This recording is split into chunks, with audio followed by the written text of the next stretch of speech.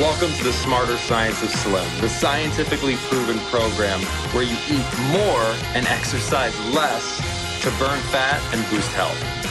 Eat smarter, exercise smarter, live better. I am so ready for that. Today, my guest is Jonathan Bailor, author of The Calorie Myth. Jonathan, it's great to have you on the show. Hey, Aaron. Thank you for having me. It's a pleasure to be here. Jonathan, so give me a little bit about your background. How did you get interested in exercise and science and calorie counting and all that? It's a long story, so I will give you the short version. In high school, I was a personal trainer. This is actually high school and college is how I paid my way through college. And I had a very unique experience as a trainer. Specifically, my goal was to get bigger, but my clients, who are by and large females over the age of 35, had consistently the opposite goal. They wanted to get smaller. So versed in the conventional wisdom, which everyone is at this point because it's what we've been told, I would tell all my clients to eat about 12 to 1400 calories per day, predominantly a very high carb, 12 to 1400 calories per day, and to do a lot of cardiovascular exercise. And this was while I was eating about 6,000 calories per day. So I was trying to get bigger using calorie math, and they were trying to get smaller using calorie math. And neither one of us achieved our goals. Both of us felt worse and felt sick. And I had to quit being a trainer simply because I felt like I was doing people a disservice, which I was, right? I started to be a trainer because I wanted to help people, and I wasn't helping them. I was actually hurting them and simultaneously hurting myself.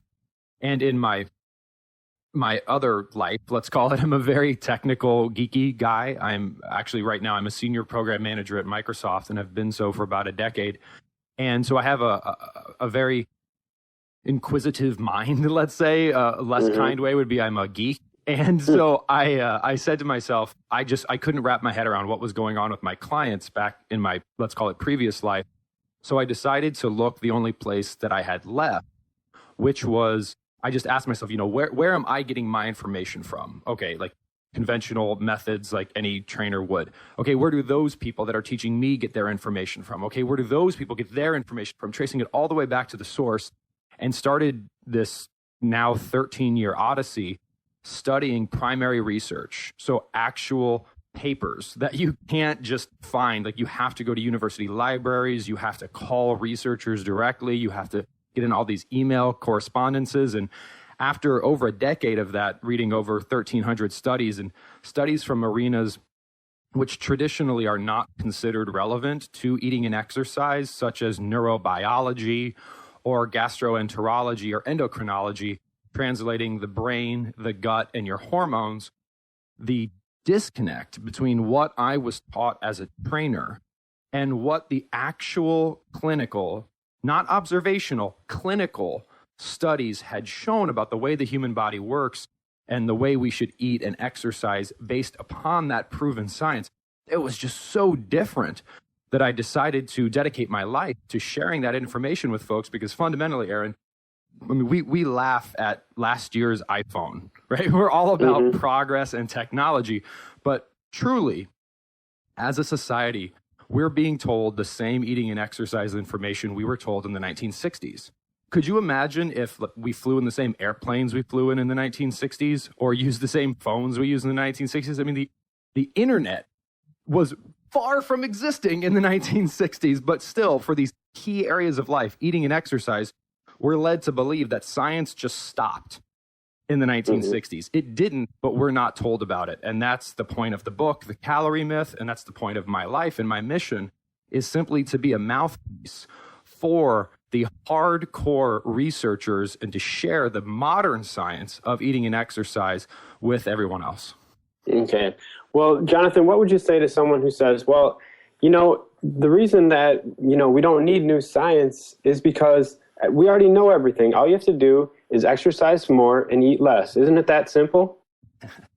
Look around, right? If it was that simple, we wouldn't have 40 million children under the age of 5 who are overweight. We wouldn't have the first generation in the history of this country that's expected to die at a younger age and to experience more disease than their parents. We wouldn't have 70% of our population who, despite their best efforts, are becoming overweight, we wouldn't have 100,000% greater rates of diabetes and prediabetes than we did just a few generations ago. People, this gets me a little fired up, Aaron, and I won't spend too much time on it. But at this point, if any person with a heart and a brain can look around at the amount of suffering we have in this country and the number of people it's affecting and say, you know what, it's just because 70% of you are stupid and lazy, that is the stupidest and laziest thinking I've ever heard in my entire life. Like 70% of the American population is struggling.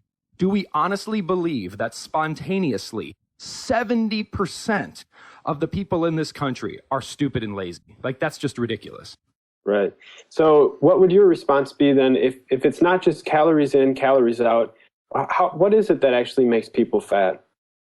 Calories matter. The point of my work is not that calories don't exist, and if you drink 10,000 calories of butter, you won't gain fat. You absolutely will gain fat. It's just that calories are a very small portion of a bigger equation. Using calories to evaluate eating and exercise is a bit like using height to evaluate intelligence.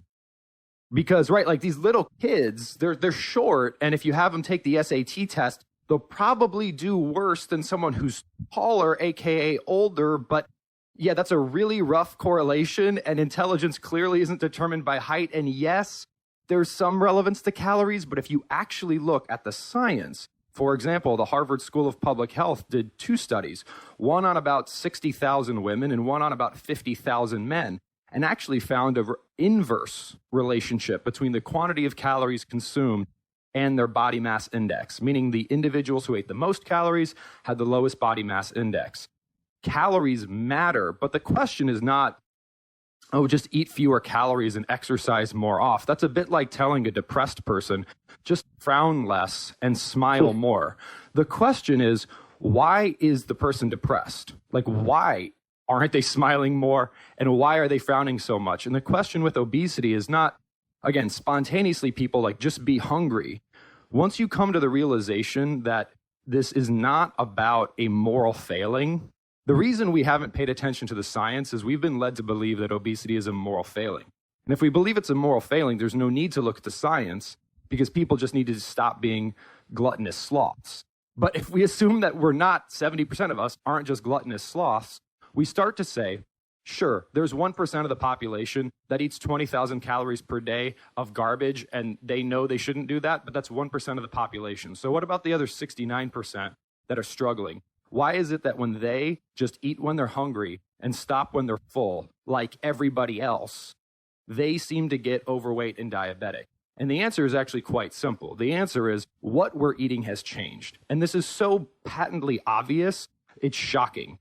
If you look at any culture that ever lived, ever, anywhere, once they adopt a Western diet, aka non-food, aka edible products, they get sick and fat. And everybody, it doesn't matter if they eat like 90% starch or 90% fat, as long as they're eating things you find directly in nature, they don't become overweight and diabetic because they're eating food. They're eating things our body and our brains and our hormones and our guts are designed or evolved, depending on your belief system, to handle. So to again think about calories misses the point entirely because calories are a quantity measure. And if the underlying cause of obesity is the quality of what you're putting in your body, which it is, right? We don't say diabetes is caused by too many calories. Diabetes is caused by the quality of food you eat. We don't say heart disease is caused by eating too many calories. Heart disease is caused by the quality of things you put in your body. Lung cancer is not caused by an excessive quantity of air put into your lungs. It's caused by the quality of things put into your lungs. Once we realize that these metabolic disorders are quality issues, using a quantity measure makes absolutely no sense.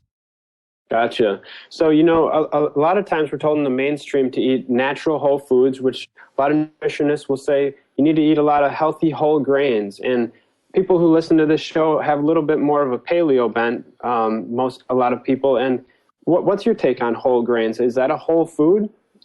Whole grains, as they're found in nature, are a whole food, but no one eats whole grains as they're found in nature. So it's somewhat of, it misses the point a bit because whole wheat bread is not found in nature. There's no such thing as a bread bush. I mean, if anybody can find emmer wheat, like actual wheat, not genetically engineered dwarf wheat, but emmer biblical wheat, and chooses to eat it directly off the stalk, I would support that. I would say that's not a bad decision. No one would do that, and because it's disgusting, and I would recommend you eat other things. But grains are not something that can be consumed in their natural form. They require processing. And logic would seem to dictate that if something requires a bunch of processing outside of the body to be handled inside of the body, maybe it wasn't meant to be put in the body in the first place. Can we eat it? Yes. Is it the optimal thing to eat? No. And I think that's where some of the confusion lies in. Clearly, our grandmothers ate bread and didn't struggle with diabetes and obesity. Can we eat bread and not struggle with diabetes and obesity? Yes, but you need to think about the starting point. If you look at our grandmothers, they didn't have metabolic dysfunction. Like, they weren't already pre-diabetic. So if you take a healthy person and feed them bread that was homemade with emmer wheat, that is very different than taking someone who has yo-yo dieted 13 times, is pre-diabetic, and has neurological inflammation, and telling them it's okay to eat bread and processed garbage modern bread. They're two very different people. So you've got to focus on where you're at. And if where you're at is you've been subjected to this calorie myth dogma, it is ideal to only eat the highest quality foods available to you. Those highest quality foods are non-starchy vegetables, nutrient-dense proteins, whole food fats, and low fructose fruits. They do not include whole grains, not because whole grains are poisonous, but because they're just not an optimal source of calories. So what's your take on exercise then? You say that on the cover of your books, of your book, how we can eat more and exercise less while still losing weight. How is that possible? Exercise, as you know, Aaron, because I know you're a diligent athlete, is very goal specific, right? If you want to become a great long jumper, you train very specifically. And if you want to become a great sprinter, you would train differently than someone who wants to be a marathon runner. And certainly golfers don't train the same as football players. So when I talk about exercising less, the goal of my work and my research, which really isn't mine, it's just a mouthpiece for all these actual experts out there, is how do we heal ourselves metabolically? How do we reverse the neurological inflammation, the gut bacteria deterioration, and the hormonal dysregulation that is at the heart of obesity and diabetes? How do we do? That's my goal. So that's the goal of my research. Given that goal, the way we exercise to achieve that goal is very little. And the reason we exercise very little is because the type of exercise we do is targeted at activating all 4 types of our muscle fibers. We actually have 4 different types of muscle fibers, 3 of which most people never actually exercise. Because the only way they get exercised is by generating a huge amount of force. And if we listen to conventional wisdom, we only do high quantity, low force exercise, and therefore never exercise those muscle fibers. But when you do exercise those muscle fibers, you exert a massive amount of energy very quickly. And because of that, you can't exercise a lot. Think sprinting versus jogging. Someone who sprints for 10 seconds and stops isn't doing so because they're lazy. They're doing that because you can't really sprint full on for longer than 10 seconds unless you're a highly trained athlete. So if your goal is metabolic healing, the best way to do that, and this is not at all my opinion, and this is not at all controversial in the scientific community, is to engage in forms of exercises that activate all of your muscle fibers, because that causes the hormonal response that quells all of this inflammation and hormonal dysregulation at the heart of obesity. Gotcha. So, that's a little bit counterintuitive, because people would think, if I do high intensity exercise, I'm not going to burn as many calories. But I think you're saying is that there's something else going on in the body that's going to maybe change your hormones, activate certain genes that's going to help you burn more fat. Is that what I'm hearing? Aaron, you're spot on, and that's why the title of the book is The Calorie Myth. Literally, if you think about calories, it's like the flat earth theory of eating and exercise. Like, it's just wrong, and it will prevent you from getting where you want to go. And it's intuitive. Like, it's intuitive that the earth is flat. Look out your window. It looks like the earth is flat. And if it wasn't flat, wouldn't the people on the bottom fall off? But once we understand the law, like scientific laws, such as the law of gravity, we understand that the earth isn't flat, it's spherical, and that makes sense once we understand the science. Once we understand the science, that hormones, our brain, and our gut are really what dictate what go on in our body. Calories are a source of energy, great, but they don't control the system itself. Just like the quantity of gasoline you put in your car will never actually change the way your car runs. It will just determine how long your car can run. However, if you put premium versus crap gasoline in your car, that will change the car itself. Or if you put lighter fluid in your car's gas tank instead of gas, that will change your car itself, regardless of the quantity of lighter fluid you put in your gas tank, right? Quality is what determines the system, and it's the system that determines long-term outcomes. So with exercise, if the goal is to become a great endurance athlete, you're going to train one way to do that. If your goal is to manipulate the system itself, to restore it to before it was, let's call it deconditioned, the way you do that has nothing to do with calories and everything to do with hormones. Gotcha. So, Jonathan, is your weight loss program, is it just a low carb Atkins style diet? I mean, what differentiates this from paleo, from the bulletproof diet? Is this kind of a similar low carb thing, or do you have something special that you really wanted to put out there? Aaron, you'll notice that every quote unquote diet with staying power has one thing in common. Like, let's consider all of them. Paleo, vegan, vegetarian, bulletproof, Mediterranean, South Beach, whatever, like all of the halal, kosher, like let's go broad. What do they all have in common? They all have in common that they change the quality of food you eat, not the quantity. No vegan is counting calories. They're just changing what they eat.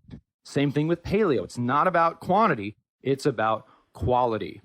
Now, my research is not about a given diet. It's about looking at the science and saying, what are the characteristics? What are the common characteristics that are associated with positive body composition and health outcomes? Vegans have some of those. Low carb has some of those. South Beach has some of those. We call the types of foods that the research recommends eating SANE foods. These are satisfying, unaggressive, nutritious, and inefficient foods. And to the extent that any lifestyle focuses on eating those foods and in such high quantities that you have no room for what we would call insane foods. And again, sane foods are non-starchy vegetables, nutrient-dense protein, whole food fats, low fructose fruits. Insane foods are processed starches, sugars, and processed fats. To the extent that any lifestyle fits that template, it is sane and it will be associated with positive health outcomes. So, Aaron, we're less about, hey, do this specific diet, and more about, here are the proven principles that you can apply to any lifestyle to optimize it. Mm. Jonathan, you keep going back to this theme about what the science says, what the actual proven principles are versus what's actually out there in the clinical world. When you did all your research, are there a few core principles that I know you keep hitting on the quality of foods? Is that something that keeps coming up in the research? What are the main things that come up in the research that you were finding? The three things that are most common to at least nutrition is water, fiber, and protein. So we talked about these four factors: satiety, that's how quickly food fills you up, how long it keeps you full. Aggression is the hormonal impact the food has. Nutrition is how many essential vitamins, minerals, phytochemicals the food provides. And efficiency is how easily your body can store that as fat. There are three common denominators that determine how sane or high quality a food is, and they're water, fiber, and protein. So foods that are wet, high in fiber and high in protein are going to be good choices compared to foods that are dry, low in fiber and low in protein. And again, think non-starchy vegetables, again, super high in fiber, super high in water, and most people don't realize this, but also super high in protein. Spinach, calorie for calorie, has more protein in it than a lot of red meat. Next on that list would be nutrient-dense protein. So think humanely raised beef, grass-fed beef, wild-caught fish, things like that. Again, super high in protein, also getting 50% or more of their volume from water. Then next on the list is whole food fats. Again, nuts, seeds, you got your water, you got your fiber, you got your protein, and then low fructose fruits like berries and citrus. So that's really the key thing, is focusing on natural water, fiber, and protein-rich foods. Okay. Do you have any specific tips that you could give to someone who is into endurance activities, marathons, half marathons? Do they need to do any special precautions while following a low-carb diet? I mean, I know I just interviewed a man yesterday, Zach Bitter, who, following a low-carb diet, broke the American record for 100 miles, running in 11 hours and 47 minutes. And he said during his racing, he eats a little bit more carbs, but then during his training, he eats lower carb. Is there anything that you've come across in the literature that you could share with the listeners? For endurance athletes specifically, a higher natural whole food fat, lower carbohydrate lifestyle seems to be far and away the most promising. There's a lot of research that supports for burst-based, intensity-driven activities, you're going to need some level of glycogen and blah, blah, blah, and your listeners are all familiar with that. But for endurance, the research around ensuring your body can efficiently burn fat, because you can store hundreds of thousands of calories of fat on your body, but you can only store a few thousand of glycogen, is extremely promising. So, but the caution to endurance athletes is the quantity of calories you're going to need to consume to fuel you if those calories are not coming from optimum sources. I mean, it's like you're smoking 10 packs of cigarettes a day. Like it's really not a good idea to just like pound back fructose packs, because like that fructose is just causing a bunch of inflammation in your brain. And as soon as you stop training, you're going to be like, oh my God, why am I gaining fat so rapidly? It's because you've actually caused a change in the composition of your brain. So what I would recommend is, if you need lots of calories, so either because you're trying to bulk as a bodybuilder, because you're a child who's growing, or you're an endurance athlete, I would highly recommend getting those from the following 4 sources, maybe more than 4. Macadamia nuts, coconut, unsweetened, cocoa, and I would actually focus on, like, in terms, and avocados if you can, but those are a little bit harder to just kind of pound back. But for example, like a smoothie with macadamia nuts, cocoa, and coconut, you could easily consume 4,000 calories that are actually anti-inflammatory and great for your gut bacteria. Whereas if you tried to do that by carb loading, you would kind of destroy your body. Yeah, you mentioned cocoa there. How do you incorporate that into a smoothie? Is it like a butter, or what is it? Oh, just powdered cocoa. So you want to look for undutched, because the dutching process is an alkalizing process, which takes away a lot of the powerful antioxidants that are found in cocoa. So just literally get raw cocoa, raw coconut, and you can get coconut manna or shredded coconut. I buy Let's Do Organic coconut, subscribe and save on Amazon. It's super inexpensive. And then also macadamia nuts, which I buy in 10-pound bags on Amazon because they're expensive otherwise. I get them raw. I'd recommend raw whenever possible. And just, man, talk about easy. Like if you want to go for a run, just, you can put 5,000 calories of macadamia nuts in your pocket. Like it's super easy. So right. Gotcha. Can you give me a little bit of an idea of some foods that you eat on a daily basis? I mean, we've talked a lot about the science here and high quality foods, but people like to know, what actually does a meal plan look like? Yeah, so there's a lot of recipes in the book itself. But for me personally, and this is just what I do, so this is not like what everyone should do, but what I do for breakfast is usually a let's call it a SANE oatmeal. So I make a dish, which we talk about in the book, which is based in eggs or egg whites and chia seeds and coconut and guar gum and a little bit of erythritol to sweeten it up and a little bit of cinnamon and vanilla. And I make that in big batches, and it's like oatmeal and it tastes like oatmeal and it's delicious, and I can drink it if I don't have time. So it's really convenient. I often have a green smoothie in addition to that. So think kale, romaine, or spinach with strawberries or oranges. And then for lunch is super easy, right? Most people just eat whatever you're going to eat without the bun, or eat whatever you're going to eat without the pasta or rice, and just eat more of everything else. And same thing with dinner. It's not about deprivation. Like if you go to caloriemythbook.com, we can literally make any kind of food with sane ingredients. It's just, instead of, for example, lasagna with noodles, you would make lasagna with eggplant. So it's really not about saying like you can never have ice cream. It's about check out the book and learn how to make ice cream with coconut milk and xylitol instead of garbage. So again, it's about sanitizing what you would naturally and normally eat. Okay. So I think you mentioned xylitol there in a couple of the recipes. What actually is that? Both xylitol and erythritol are sugar alcohols. So they don't have a blood sugar impact. They're very difficult to overconsume, because if you do overconsume them, you'll have gastrointestinal problems, aka you'll be running to the bathroom. So you'll learn not to do that pretty quickly. Mm-hmm. And they've been studied pretty heavily. So there are things that are quite safe, at least as evaluated, in contrast to their alternatives.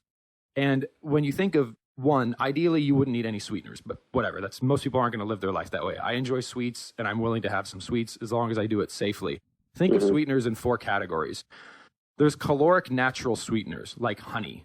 Then there are caloric pseudo-natural sweeteners like sugar. Sugar is natural, but it's been processed, right? I mean, agave is natural and unprocessed, but it has twice as much fructose in it as high fructose corn syrup. So calling it healthy is inaccurate at best.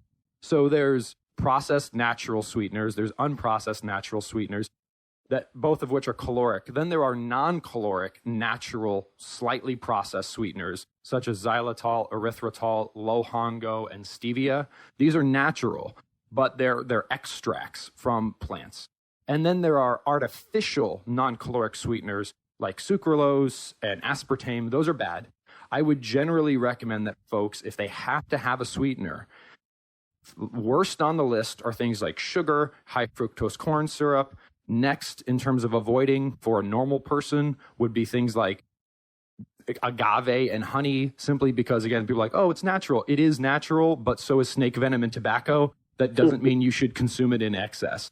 Next on the list would be things like artificial sweeteners. These are not at all good for you, but if you have to choose between eating a teeny tiny bit of sucralose and a bunch of sugar, sucralose is going to be a better choice based on the actual research.